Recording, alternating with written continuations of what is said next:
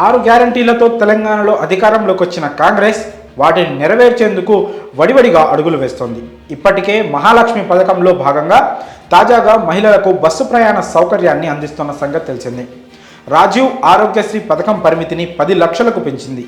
అలాగే 6 గ్యారంటీల అమలుకు సంబంధించి తాజాగా డ్రైవ్ కూడా చేపట్టింది. గత నెల 28 నుంచి జనవరి 6వ తేదీ వరకు అర్హుల నుండి దరఖాస్తులు స్వీకరించిన సంగతి తెలిసిందే. అధికారంలోకి వచ్చిన 100 రోజుల్లోపే హామీలను అమలు చేస్తామంటూ పేర్కొన్న కాంగ్రెస్ సర్కార్ ఇప్పుడు ఆ మాటలను నిలబెట్టుకునేందుకు ప్రయత్నాలు చేస్తోంది. ఈ నేపథ్యంలో మంత్రి కోమటిరెడ్డి గుడ్ న్యూస్ చెప్పారు. త్వరలోనే ఫ్రీ కరెంట్, 500కే గ్యాస్ సిలిండర్ హామీలను అమలు చేస్తామని ప్రకటించారు. 100 రోజుల్లోపే 200 యూనిట్ల వరకు ఫ్రీ కరెంట్, 500 రూపాయలకే గ్యాస్ సిలిండర్ అందిస్తామని చెప్పారు.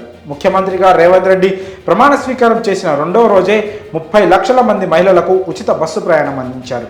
రాష్ట్ర అక్కా చెల్లెళ్ళు ఆనందంతో బిడ్డల ఇంటికి, దేవాలయాలకు ఎక్కడికి కావాలంటే అక్కడికి వెళ్ళి వస్తున్నారు. ప్రతిరోజు 10 కోట్ల రూపాయలు భారం పడుతున్నా భారంగా భావించడం లేదు సర్కార్. మా అక్కా చెల్లెమ్మలకు రోజు 200 నుండి 300 మిగులుస్తున్నాం. ఆరోగ్యశ్రీ పరిమితిని పెంచామంటూ వ్యాఖ్యానించారు మంత్రి. అధికారంలోకి వచ్చిన వెంటనే ఫ్రీ కరెంట్, గ్యాస్ సిలిండర్లు 2 నెలలు లేదా 100 రోజుల్లోపే అమలు చేస్తామన్నారు.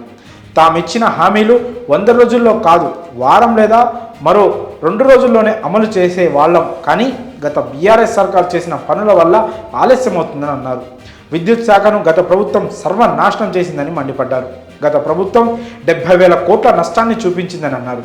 యాదాద్రి, భద్రాద్రి పవర్ ప్లాంట్లలో అక్రమాలతో పాటు ఛత్తీస్గఢ్ కరెంట్ కొనుగోలులో అవినీతి బయటపడిందన్నారు. విద్యుత్ రంగాన్ని కేసీఆర్ కుటుంబం సర్వనాశనం చేసిందని మండిపడ్డారు మంత్రి కోమటిరెడ్డి. మరి ఆయన చేసిన వ్యాఖ్యలపై మీ అభిప్రాయాలను కామెంట్స్ రూపంలో తెలియజేయండి.